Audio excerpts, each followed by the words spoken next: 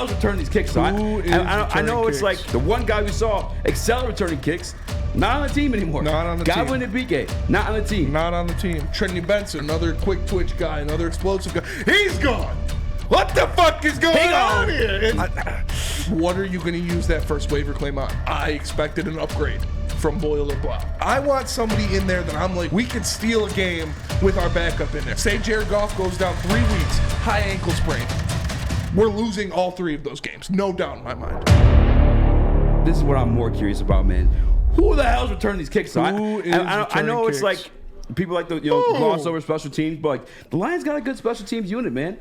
And like the guys we've seen back there returning kicks, the one guy we saw excel returning kicks, not on the team anymore. Not on the team. Godwin and BK, not on the team. Not on the team. Maurice Alexander, not on the team. Yeah, he's gone. He's gone, man. Justin Jackson, not on the team. What are we doing? It's pretty wild when you think about it. I don't know. He's never done that. This is wild. So we don't have, like you said, we are coming down to it. Godwin was our guy last year for kickoff returns. Yeah. Godwin was the guy last year. Obviously, he had a little butterfingers. He had a little problem holding on to the ball. So they brought in a guy from the XFL in Maurice Alexander, and all he did was break off explosive returns in preseason. And we said it. This is a spot where you can win a job in preseason, is kickoff and punt return. If you show you can take that ball 60-plus yards out of your end zone, which he did, you can win yourself a spot on this roster. Yeah. And I guess it wasn't enough. He's gone. We're like, okay, Godwin's gone. Did it last year. Maurice is gone. Looked good in preseason. Okay. Trenton Benson, probably next guy lined up for there. Another quick twitch guy, another explosive guy. He's gone. What the fuck is going on here? I don't see a guy on this roster like Khalif Raymond. It's got to be Khalif Raymond. There's nobody else on this roster that I'm like, okay, this is who it's going to be. And he ranked top 10 in return yards. So it's definitely probably Khalif. We do got the pull up. We got Craig Reynolds in there, Jameson Williams, Khalif Raymond. I think I put another name in there too. I saw some names, people saying Jefferson. But I just don't Jefferson, no. Yeah. I cannot see that. I don't think he's an explosive runner, and he struggles catching the ball. Do you feel comfortable having him receive kicks? No. And I'm not saying he can't catch the ball or anything like that. Well, yeah, no, you're right. He can't catch the ball. Jamar Jefferson can obviously can't. He's not great at it. Yes. And he hasn't gotten any reps. I mean, maybe he's getting reps in the close practices we haven't seen. I will say this, though. In the open practice, no. In the open practice, Amon-Ra St. Brown was taking some punts. Amon-Ra St. Brown, again, do not want Amon-Ra St. Brown returning kickoffs. Yeah, I don't. Do not want Jameson Williams returning kickoffs. These are high leverage. Obviously, high leverage doesn't matter, but they're exposing them to more injury. These are they've tried to get kickoffs out of the NFL for a reason. Because these are the plays where people get hurt the most. These are guys fully grown. Imagine having Braylon Edwards running at you after getting a 30-yard head start. Like, you don't want that happen. You don't want those problems, bro. Promise you. So having guys like that back there who are imperative points on your team, like if it is Jameson Williams or Amon-Ra St. Brown, is a complete no. I don't think Dan Campbell will do that. I don't think Brad Holmes will allow Dan Campbell to do that. Those guys are too important, too vital to this team's success. Now, Khalif Raymond, that's where it goes down. He's your wide receiver 5. But Quintez Cephas gets hurt a lot. Jameson Williams starting off the year hurt, at least the first 4 weeks of the season. Do you feel comfortable having a guy who the first 4 weeks of the season is your wide receiver 4? God forbid Quintez Cephas goes down, is your wide receiver, or he'll be your wide receiver 5. God forbid Quintez Cephas goes down, he's your wide receiver 4.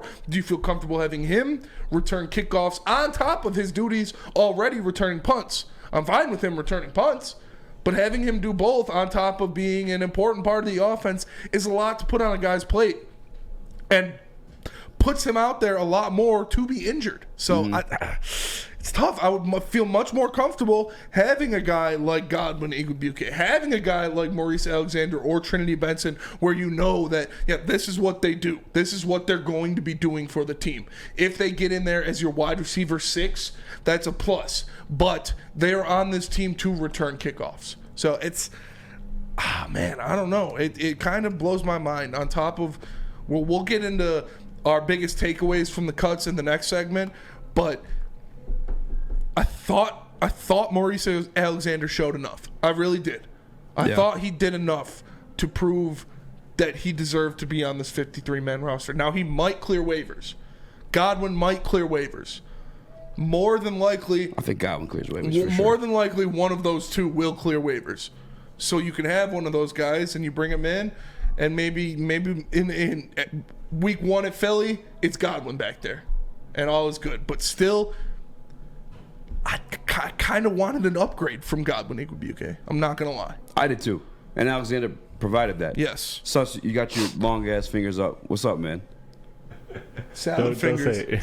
Don't say it like that. I just had a question because, it seems like the biggest takeaway from you guys is the fact that the kick returner position. How likely is it that the Lions are going to use their waiver spot on that? Because it seems like to me that they're going to use that most likely, considering how high they are on it. Do you prioritize them finding a backup QB with that, or are you looking to wait and see how the dust settles, who clears waivers, and then grab your kick returner? What's kind of the strategy in the waiver approach that the Lions have? I think that kind of plays into the roster spot. That is a great question. You're looking at the Lions to try to fill that that Tim Boyle hole in the quarterback position. Maybe not. Maybe you're comfortable with the 2 QBs, which, again, I expected an upgrade from Boyle or Blau. Yeah. And now we need to fill that hole of return man, of the 6th receiver. Well, whatever, it's filling holes. Filling holes with girth. But, man, that is a very good question, Sus, because this is, what are you going to use that first waiver claim on? Who are you going to go? Are you going to target a quarterback? Are you going to target a wide receiver that can help in kick returns? Are you going to target an interior defensive lineman? Where are you going to go with that first waiver claim? If you were Brad Holmes, 10 shades darker, 200 pounds less, sitting in your office, what decision would you make with that first wide receiver or that first waiver claim? Well, so we have a second, but the Lions first. In terms of waiver okay, claim. I got you. Yeah. In terms of kick returners, I'm just looking at other guys that got released, and let me make sure this is current, and it is. I mean, he's older, but Tavon Austin, used to be known for returning kicks. Hey. Pharaoh Cooper. Johnson's out there. Yeah, Pharaoh Cooper. There's just not a lot of guys. I think it's going to be Raymond, in terms of just speaking purely as a kick returner. But there definitely were a lot of QBs that got released today that I'm very curious about. Kellen Mond got released today. If we're talking about just finding another backup quarterback. But, I'm cool with going into the season with 2. Are you? I mean, kind of. I'm still not sold on David Blau. For sure. No matter how hot his Colombian wife is, I'm still not happy with him being our backup. Because if Jared Goff goes down for any period of time, our season's over. Outside of a couple weeks, for sure. But if he goes down, maybe he rolls his ankle, strains a calf, something like that. Has to miss 1 to 3 weeks. I want somebody in there that I'm we can win a game with him. We can steal a game with our backup in there.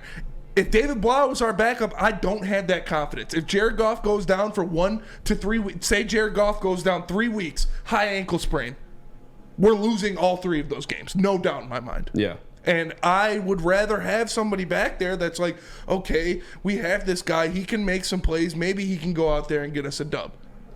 But right now, I don't see that. I don't mind us keeping 2 quarterbacks, but one of them has to be a guy I feel comfortable with as the backup. And I'm just not there with Blau. I'm sorry. I'm sure he's a great guy. Seems like a great guy, but he doesn't do it for me.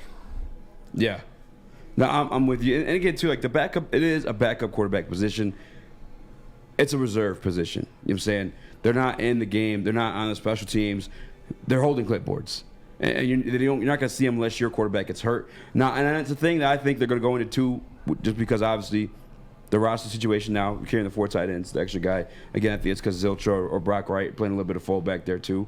But it's not a big deal. If they do address it, whether it's like trade or off the waiver, I don't think they're going to do it until they actually feel that they're competing. Yes. And you heard Dan Campbell when he was talking to Frank Reich. Mm-hmm. Hey, I appreciate you doing this, man. Like, my guys can really use the work. You know what I'm saying? Like, he knows we're not there Hopefully yet. we can do something for you, too. You know? Yeah, exactly. You know what I'm saying? So, like,